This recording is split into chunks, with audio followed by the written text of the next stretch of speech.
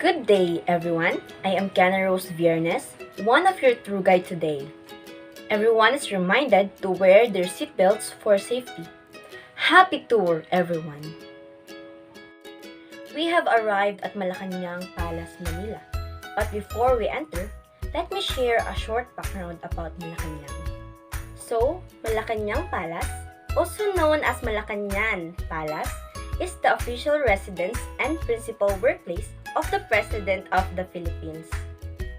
The architect who designed the Malacañang was Luis Roca.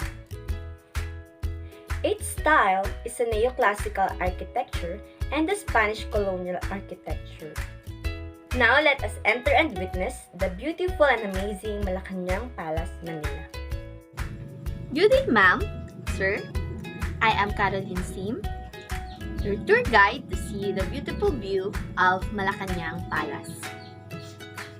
Malacañang Palace is a grand, stately structure that has served as an official abode of the country's presidents since 1863.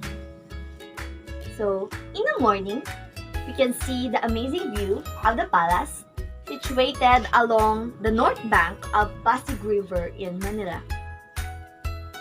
The state and historic room of the palace weren't often seen by the public. In the evening, we can see the palace with so many lights that it can still be seen even in the darkest of nights. The palace is best viewed in the evening at the bank of Pasig River. There, you can see the reflection of the palace together with the reflection of the moon and the stars. We can see here now the gate of the Malacañang Palace. The palace is closed and severely guarded during the time of political unrest. Standing for more than 200 years, Malacañang Palace has seen its share of political leaders come and go. With the latest dome of the palace, we aim to shed light on its story and glorious past. Good day, everyone. My name is Laika Paulinja Rivero, and let's hear about the history of Malacañang Palace Garden.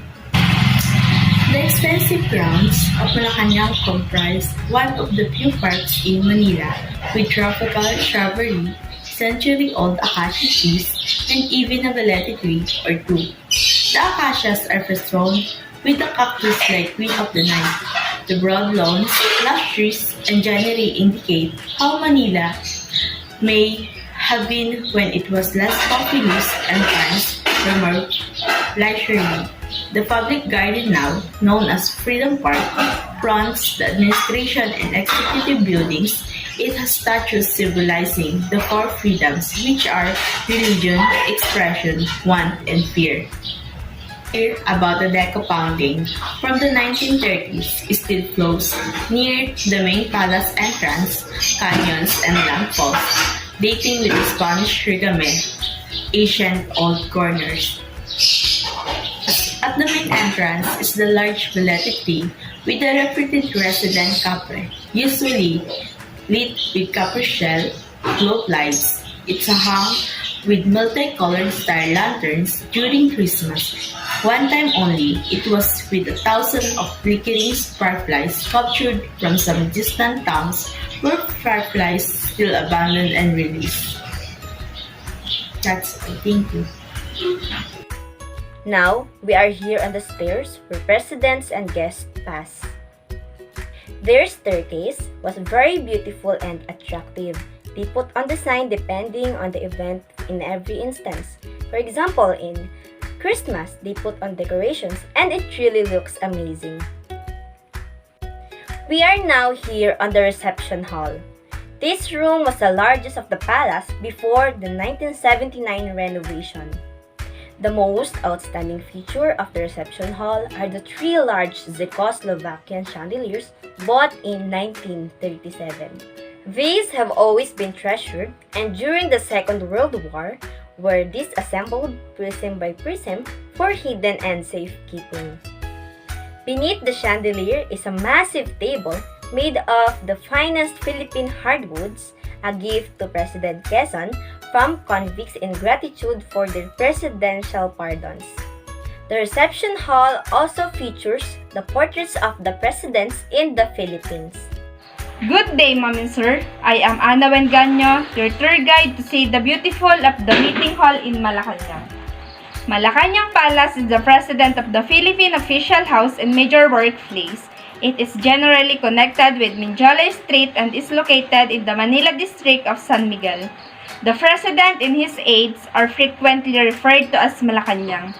The huge Malacañang Palace complex contains a number of residences and office buildings, many of which were designed and built in the Bahay na Bato and neoclassical style.